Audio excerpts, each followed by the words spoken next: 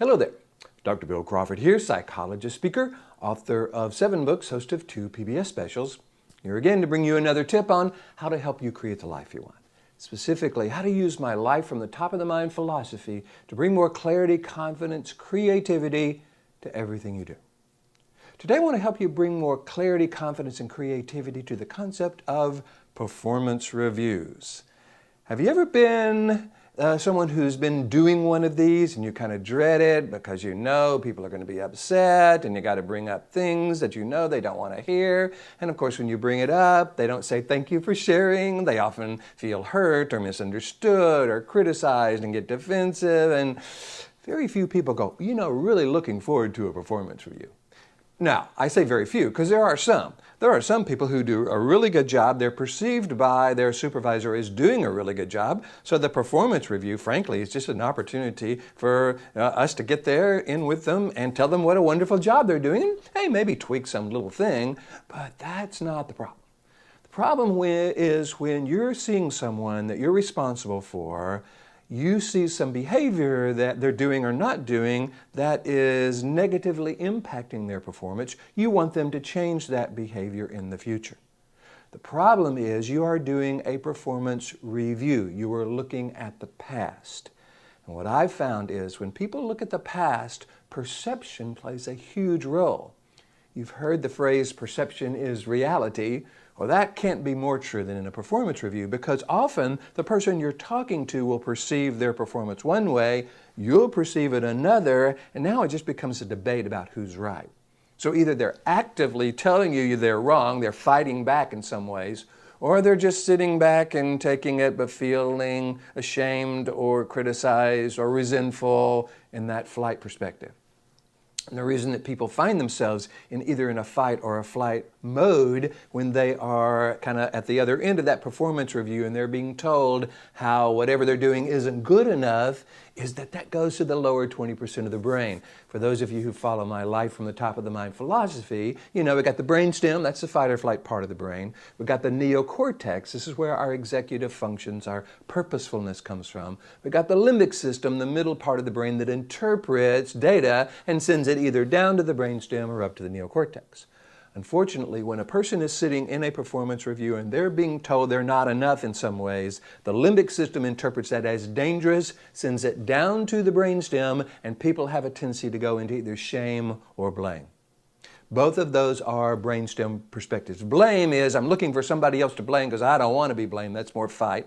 Shame is more flight. I must be a horrible person. I don't deserve to live. I can't believe you've hired me. What am I doing wrong? And they get into that, situation where they have no confidence in themselves. Neither one of those is really effective because, again, you're coming from this lower 20% of the brain. Learning, improvement, purposefulness, awareness, clarity, confidence, creativity come from the upper 80% of the brain. So here's what I suggest we do. Let's turn a performance review into a performance preview. If indeed behavior is what you're trying to change in the future, let's not look to the past where different perspectives may be the problem. Let's focus on the future and how they're changing certain behavior is going to be good for them. In my seminars, I have 3 parts of my system. First part is how do we shift from the brainstem to the neocortex so we're accessing our best. Second part is how do we stay there so we don't find ourselves falling back down into the brainstem? How do we live in this upper 80% of the brain? And the third part of the system is how do we deal with other people? How do we get them to shift from their resistant brain to their receptive brain? I've got a 6-step process that I teach people.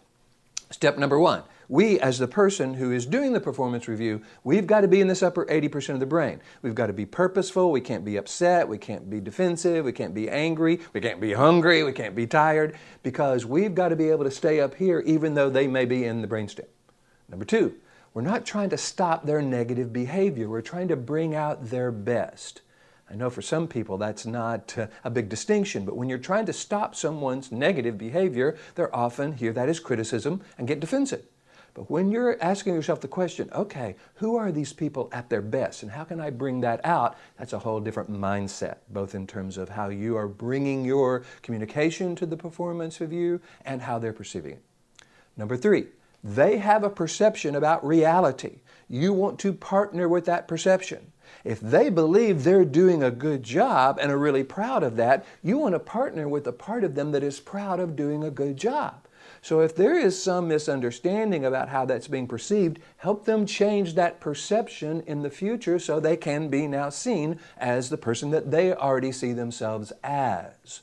That's a big difference between, no, you're wrong, you're not doing that, and you need to change. Partner with their perception. Now, even if they see that, hey, they're giving themselves like a lower score in some area and you would give them a higher. Okay, what that tells them, it tells you is, okay, they have an awareness that this aspect needs improvement. It may not be as bad as you see it, but it does speak to what they already believe is true. Anytime you're talking with someone, start with what they already believe is true. You don't have to agree with it, but you have to know what it is, because if you want to influence someone, you always start with what's influencing them. Number 4. They have to know that you understand them and that you have the best of intentions for them. I call it, they need to know you get it.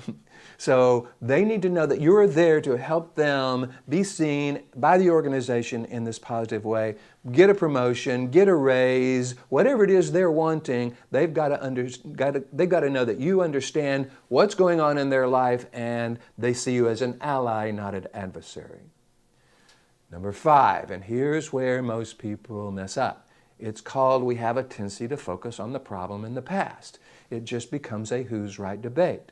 I encourage you, when you know the qualities you want to bring, when you know what you want to bring out, when you found out what's important to them, when they know you get it, you now ask a neocortex question. A neocortex question is always a question about the solution in the future, generally never about the problem and the past. So you turn a performance review, looking at the past, trying to somehow impact the future, to a performance preview so you can take whatever needs to change in a way where they now are seen as the valuable person that they see themselves as already, and put that in place. Number 6. If there are problems that need to be solved, some logistical situation, some resource situation, then you tackle that. But now they have shifted from their resistant brain to their receptive brain. They see you as an ally. You're talking about the kind of behavior you want in the future. You're now on the same page because both of you want the same thing. This is one of the things I teach when I go to organizations. And by the way, if you'd like me to go and teach this to your organization, show your leaders, your supervisors, your managers, how to help people kind of shift from that review, focus on the past, to the preview, focus on the future, just go to my website, billcrawfordphd.com, or just Google Bill Crawford. I'll come up on the first page. Hit the contact button, let me know what you're interested in, and I would love to come and talk with you about that. But here's the thing, we're looking at the science of why performance reviews don't work, why nobody likes to do them, and why few people like to have them. We're turning them into previews where both parties are focused on what both parties want. That engages a very different part of the brain. If you want me to come do that with your organization, just go to my website, love to do that. In the meantime, here's to you, bringing more clarity, confidence, creativity to everything you do, and I look forward to seeing you in the next video.